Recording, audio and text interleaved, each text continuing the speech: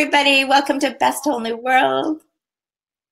I'm Jacqueline Best. And yes, well, Maria, you need no introduction. I'm Maria, Aiden's mom. And we're going to be talking about raising soulful children by trusting our inner guidance, which is what we as individuals are doing, right? To begin with, is we've got to learn how to trust our own inner guidance because we're the parent. And something that just came to my mind, Maria, is you have a lot of single friends. I do. And how does that environment impact your parenting? Because I'm sure they're always doing things into the latest and the greatest, and they're sharing that information with you. And how does that impact their viewpoint of what they think you should be doing with your children? Well, to be honest, let's just say in the past couple of years, I tried to separate meeting my single friends while I have Aiden in the weekend and so on, because when he was a toddler and 3-4 years old, I used to drag him to all kinds of like coffee meetings and these kind of meetups, because you want to see your friends, and at the same time you're a full-time mom, so something's got to give. So my child grew up with knowing the surroundings, the coffee places, the best coffees in the area where I live. And to be honest, he got bored many times, because obviously, the adults talk, and then he wanted my phone. So he was watching little videos on my phone. And I know it's not necessarily the best way to do it, but, to have half an hour of uninterrupted chat with your friend, I used to sometimes give him, a few, little video cartoons on YouTube. I don't do it so much anymore, because I realized that is not it's not necessarily the best setup for anyone, because he's bored. Mm-hmm. And he wants to run around. Obviously now he's older, so there are different interests, but he's bored. He wants to run around. He's had enough of playing with his little toys on the tables. I cannot have a normal conversation. So I try to see my single friends when I'm not Aiden's mom, when Aiden is with his dad, or, he's going for a sleepover, a play date, and so on. So I try to actually separate these two, because it's just, it becomes frustrating for everyone, right. Yeah.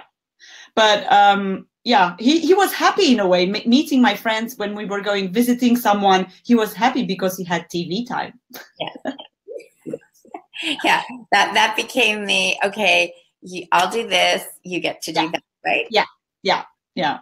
And I can't say that I didn't feel a bit guilty about it, because I was like, I want to be with my friends that I haven't seen in a long time, but I'm just babysitting Aiden with the TV. So it was that kind of like, am I doing it right? But then at the same time, it wasn't like for days or hours and hours. It was just for a short period of time. And I'm sure he was very happy to be watching whatever cartoons were in the fashion back then.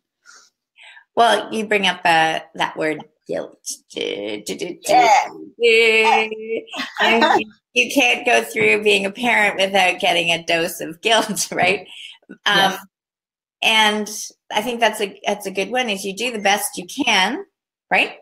Yeah. And that, but did you really feel it, and how long did you carry the guilt with, and are you still carrying it? Sometimes, but I do now. I think like this, it robs me of my present moments with Aiden, like going always back to the things that I didn't do right.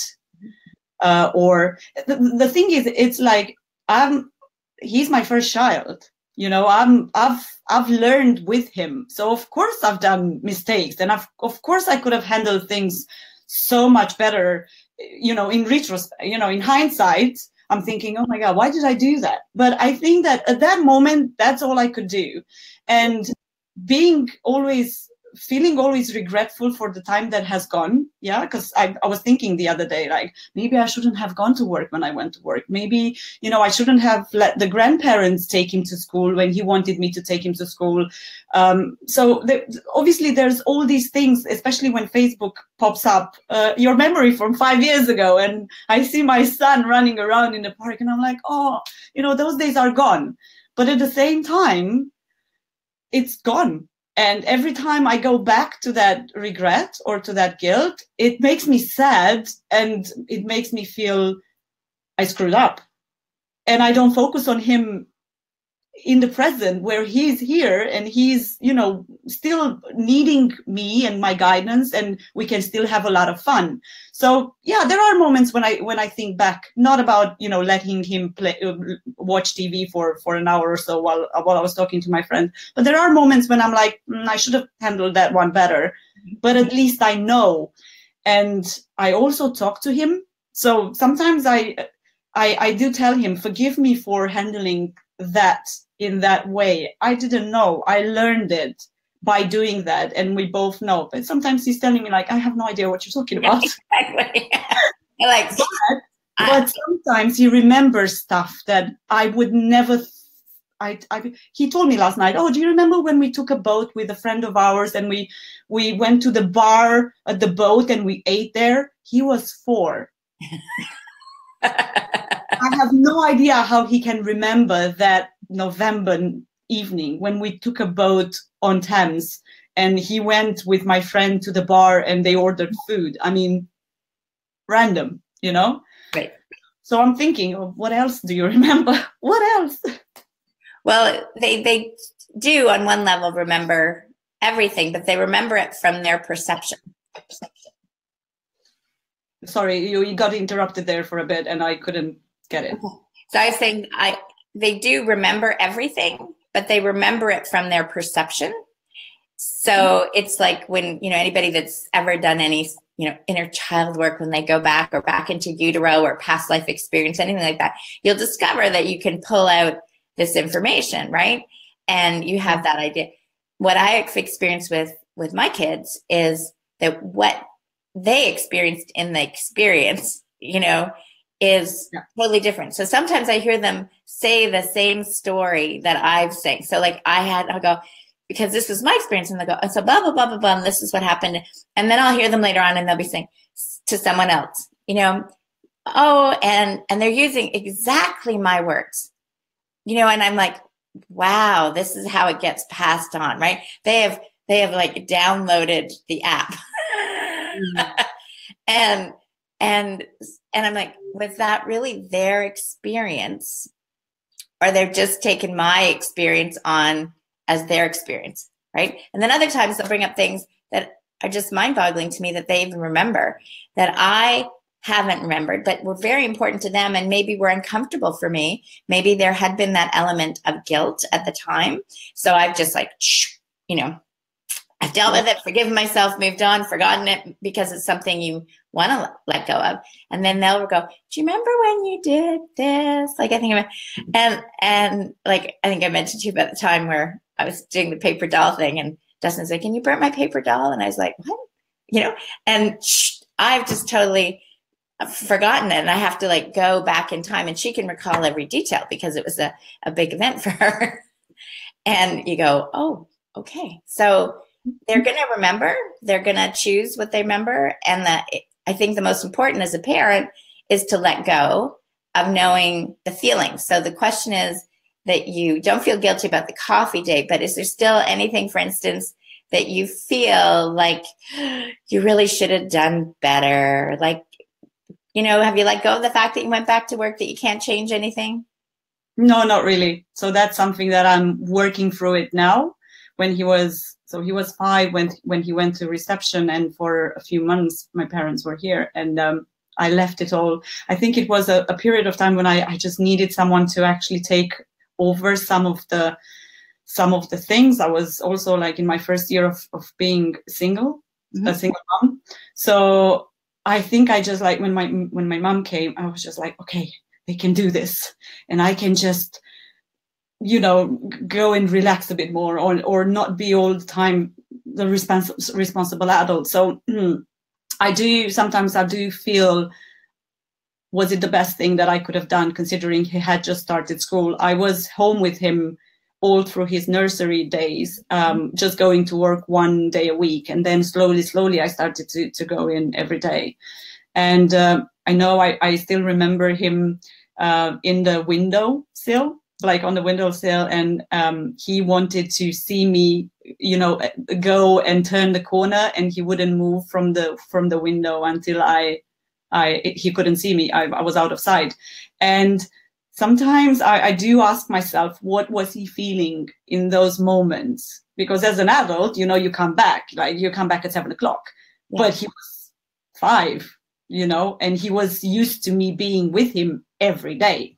Right. So sometimes he would ask me, like, can you please take me to school? And I was like, the granddad will take you, you know, like it was 5 minutes down the road.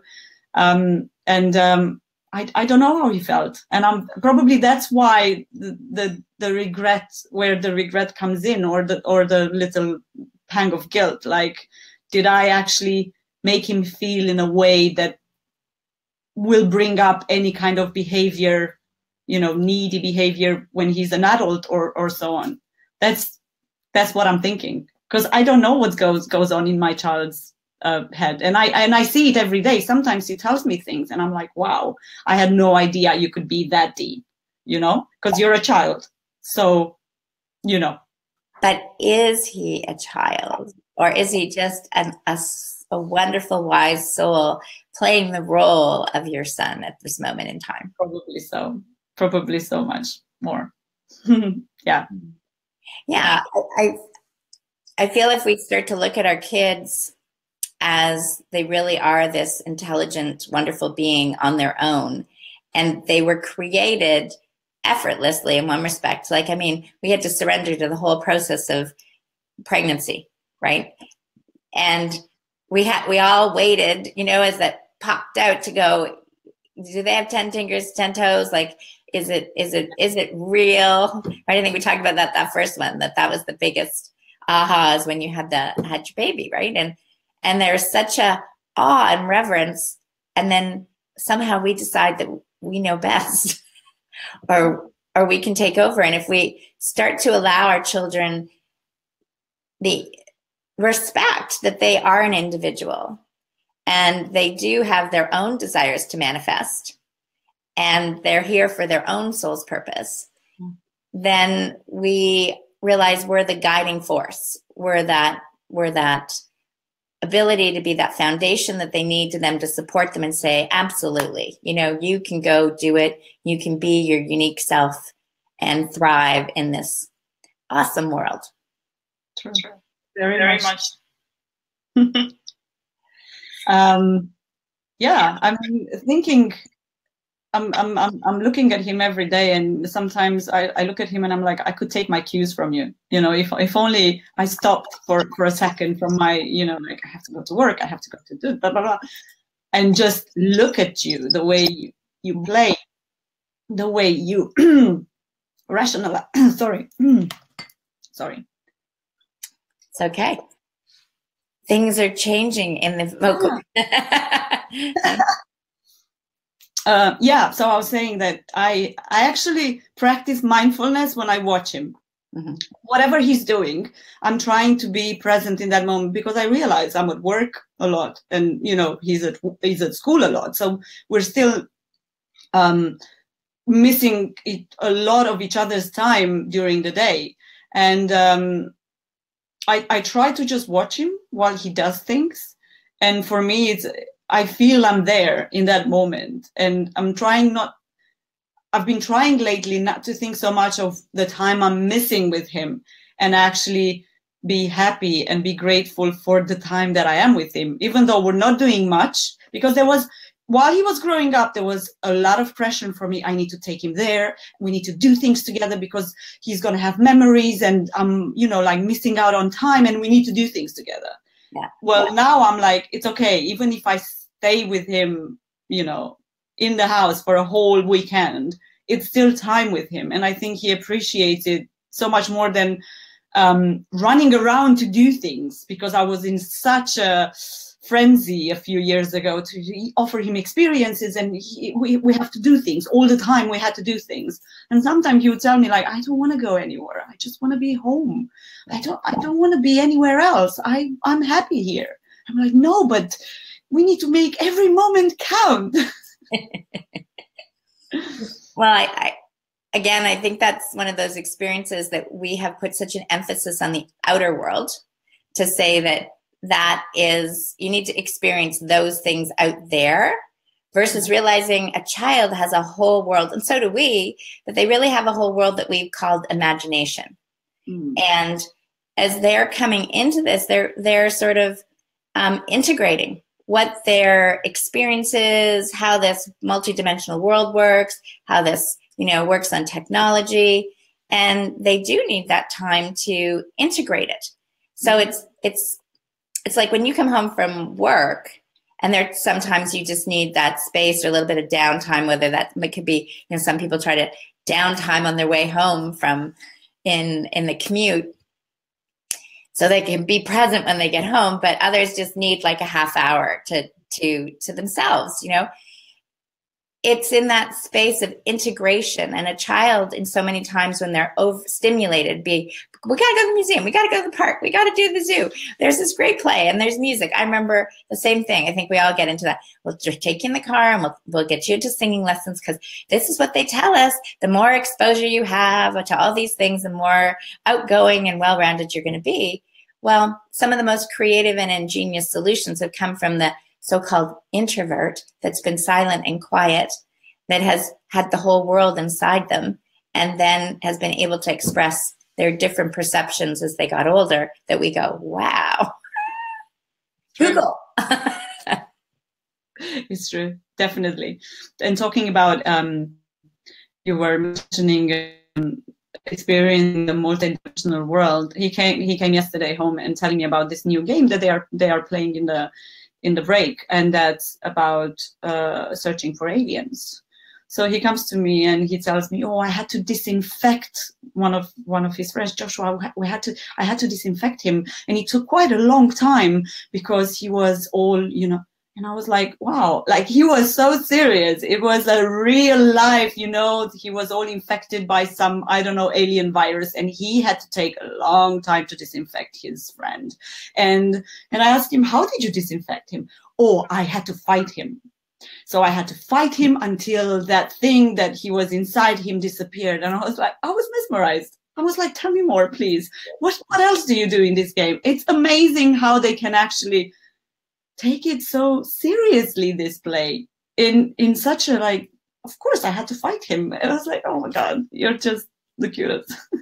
And so I'll just throw it back there from a kid's standpoint. It's like, amazing, Mom, you take this work thing so seriously. You feel like you've got to go, and you've got to be in appointments, and you've got to do this stuff, and you like take this role so seriously. Yeah, I know. Well, he actually doesn't say amazing. He says, you've got a boring job. What are you doing? Sit in front of the computer all day. He was like, I don't want to grow up and have a job like yours. And I was like, yeah. And I see, so it's like when I was younger, or, generations before, they just had what they had to play. Like I remember even being in Africa, because that was in early 90s. And I was in one little village, and I was amazed that the kids, so there was kind of like, we were camping on the one side, and there was like a tiny little border, like a little tiny fence, like, whatever, to sit. And here the other side was some of the villagers. And they're playing soccer, but they're playing soccer not with a soccer ball. They're playing soccer with all the colorful plastic bags, and all tied up in like rope and string. Mm-hmm. And I remember that, because I was like, wow, they are having such delight, and they're so creative, right? They've taken what we consider garbage, right? They've taken garbage. They're repurposing it. This is what we're trying to create a whole economy on back there. We're just getting into the environment, and the idea that there's going to be a global warming in the late 80s, early 90s. And I was like, and they're doing this, and they're having such joy. And yet somebody's going to come along and say, No, we're making it easier. Here's a ball and we're going to produce it and use, like, I mean, we come up with these, what we call better solutions, but are they really better because they were still having joy in that moment? I think the experience is all that counts. And talk about toys. I have boxes and boxes of toys. And guess what? I also am running out of cardboard boxes, the shoe boxes, because he wants to take them and, makes all these kind of worlds. And, sometimes it's an ocean, sometimes it's a shop, and I just, I have nowhere to put my shoes anymore because he wants my boxes. So I'm thinking, I have all these toys, like we bought toys for him and they sit in boxes and he doesn't really play with them, but he will find different things that he recycles or he transforms. And we have more boxes with things under the, and he doesn't want to throw them all because he's playing with them. Right. So it's funny. And also when he was a child, like when he was a toddler, everyone was buying him a lot of toys and still he was playing with my wooden spoons from the kitchen and with different things that he found them more interesting than the actual toys, which is incredible now, considering the amount of money that go in the toy industry, and then they just end up in the rubbish bin or I don't know, charity in the best case scenario. Well, again, it's one of those things that, we think of new and innovative, creative, but it really revolves around, hey, I can create this and sell it. Like there's so much of our economy is based on taking something that actually works, creating an idea, so-called, and, going, I'll make it. I think what happens with toys is they become, they've done them. Like that was my kid's experience, is when you get a toy, it does a certain thing and it does it a certain way and it might have a little variability, but really it stunts your imagination. You're like stuck with it. I know my brother way back when we used to have these little Fisher Price toys.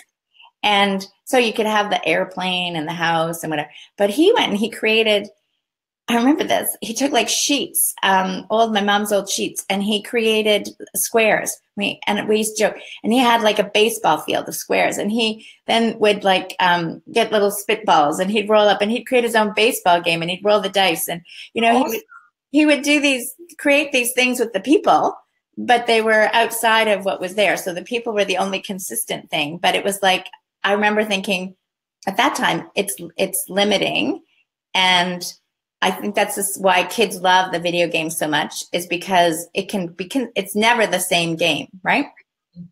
There's always something new, something that they build. Yeah, it's true. It's true. So it's endless possibilities. So they're excited versus you. So going to a boring job, right? Like we might say there's a different experience, and by all means, you could be loving your job in every moment. But their perception is it seems to be routine.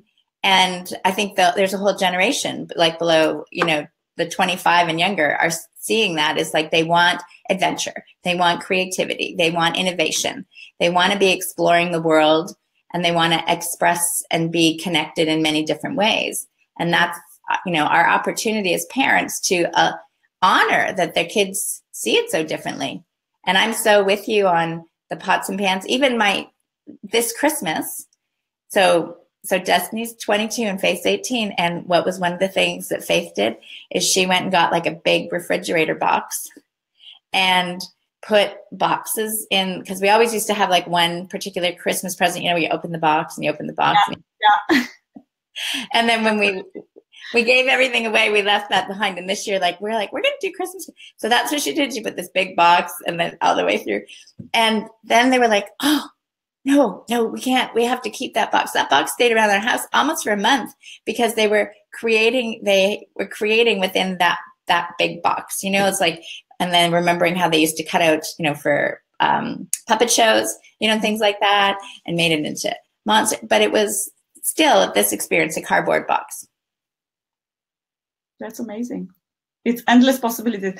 I think the only constant in terms of toys that was in Aiden's life was Lego. And as much as I tried to convince him that once we build one, we just leave it on the shelf and we look at them, there is not one setup or not one Lego construction that has been left intact. And maybe that's his dad influence, because he used to tell him often, look, if you want to just dismantle it all and build something else, by all means. But I'm still amazed of how creative he can be, because it's never the same thing. So obviously nothing looked like on the box, and I gave away a lot of Legos because I thought that it was a time when he was growing out of it, and now I have to buy more. But I'm always amazed of the little things that he builds without any. I need instructions to build Lego because I want it to be neat and perfect. He doesn't use instructions. Like, he will just build all kind of things, and I'm like, wow, like I would love to see the world through your eyes. Exactly. Diane was just saying here that her children love boxes and they also love Lego, right? Yeah, because it's allowing them to do whatever the imagination calls for at that moment. So we have dinosaurs, and then we have different kind of alien spaceships, and we have different kind of monsters, and it's awesome. You know, I look at him and I was like, what's this? This is an alien. And I'm like, how did you put them all together that it looks like this? Because I couldn't, you know? Yeah. And that is something we generally attribute to boys, okay? Yeah. Generally. And so if boys have a natural love for it, and we're just going to say, or the masculine energy has a natural love for this action and moving together, then what are we doing for our boys? Right? If we're only putting them in competitive sports, if we're only putting them in structured activities, they're missing that sense of creativity and construction. It's true. I was actually reading. He used to go to football classes for a couple of years. Mm-hmm. And I think that was one of the things. Football in UK is real football. Oh. So Diana and Hope that are watching, and we're not talking about the NFL. No. We're talking about soccer. But it's football in the rest of the world. Football. Because you use your foot to hit the ball. Yeah. Logic. Yeah.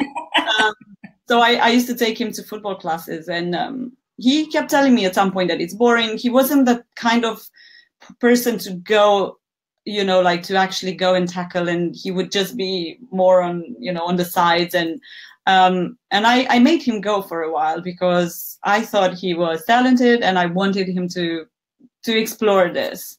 And I think I did worse than I did good, because now he finds it the most boring sports in the world. He doesn't want to play it in school at all. Mm-hmm. He doesn't want to watch it. He doesn't want to do anything with it.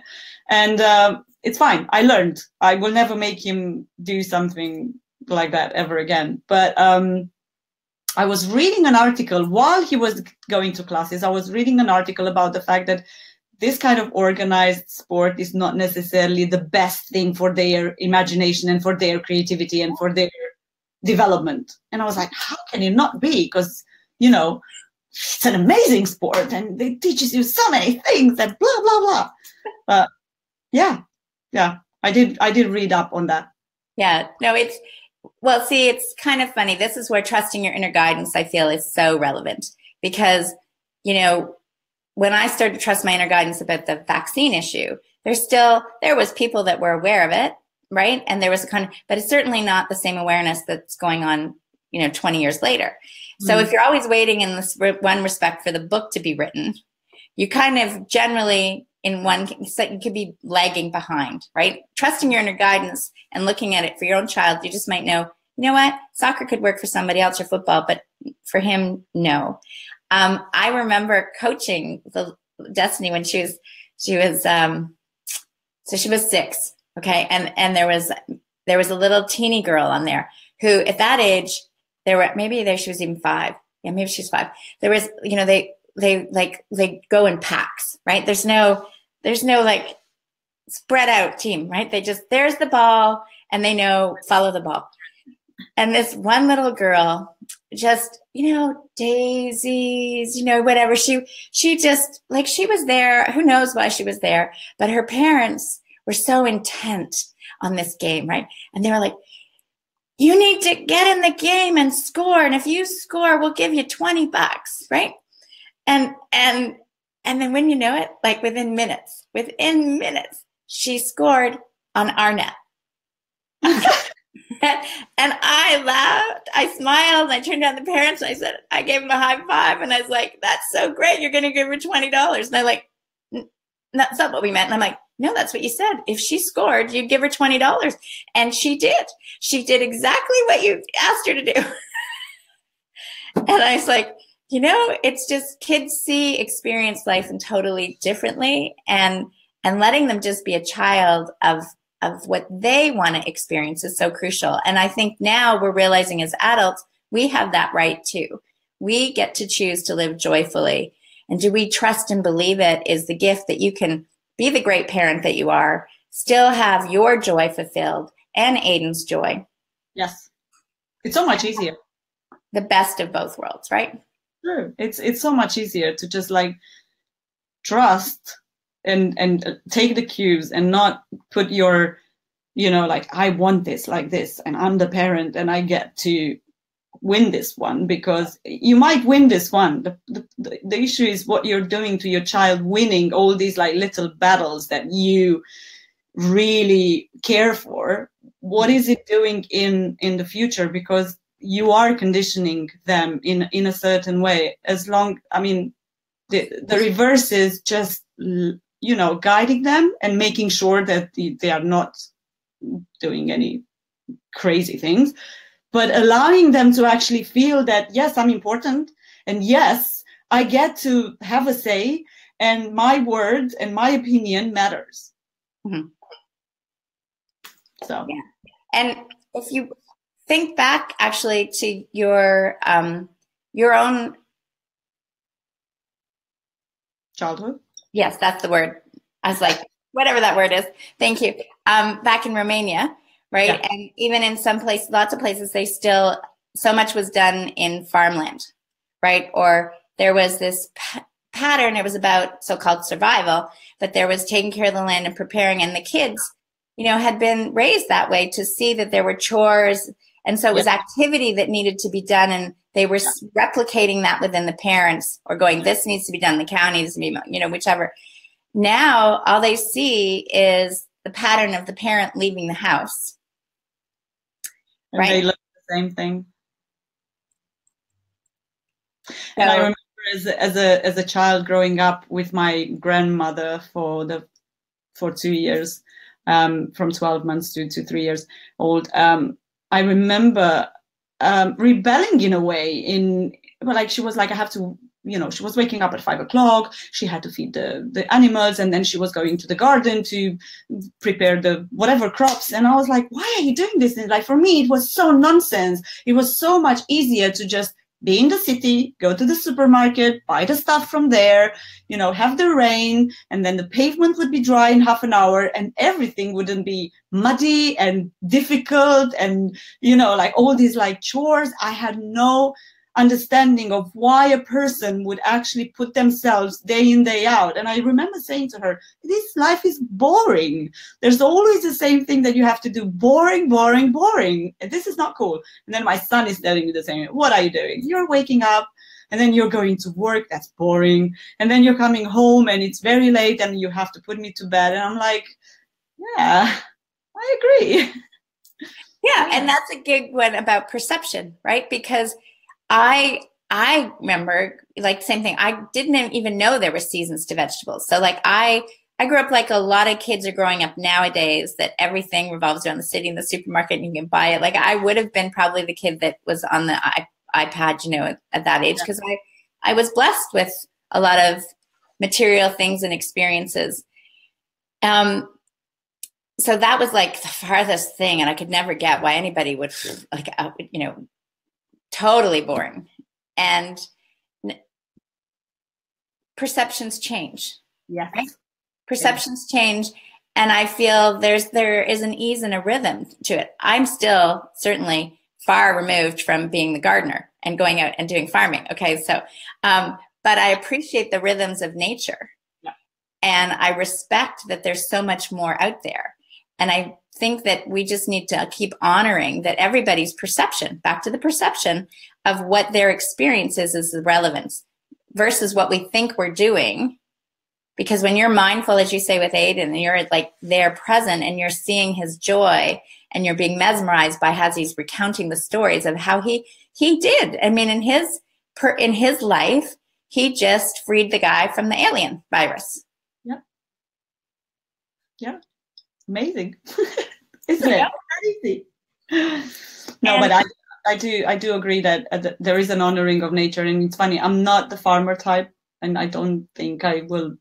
I mean, I had to do all this, like, you know, like the potato crops, and I had to do them as a child because, you know, I was my grandmother's, and it had to be done. I hated it, all of it. But I do. For me, it was more I was surprised of how easy my grandmother would just accept this as part of life. For me, it was like, why do you agree with this? Like, this is not okay. Why would you go in day in, day out doing the crops? But she loved it. What I didn't understand at that point is, like, she loved her flower beds. She loved her, I don't know, runner beans and stuff like that. She didn't see it as something, oh my God, I have to do this again. She actually lived and breathed for that land. And there was nothing horrible about doing this every day because this is all she knew. So she was happy in that. For her, the worst thing was to be put in an apartment in the city and not being able to do her things. And I think that this is something that we all need to aspire to, because she loved what she was doing, even though for me it was the most boring and desperate thing. And how can you do this day in, day out? Like, seriously, it's no. But for her, was amazing. She was in that moment. She wasn't asking herself, oh my God, I have to do this tomorrow. No, she wanted to do that every day. And now she's inspiring you to find your joy in every moment and pass that on to your son, that he can have his joy. Doesn't matter what he does, right? Doesn't matter what you do, but if you're feeling joy and trusting your inner guidance, then it's going to be a win-win. It's all good. Yeah, I totally agree. Grandma.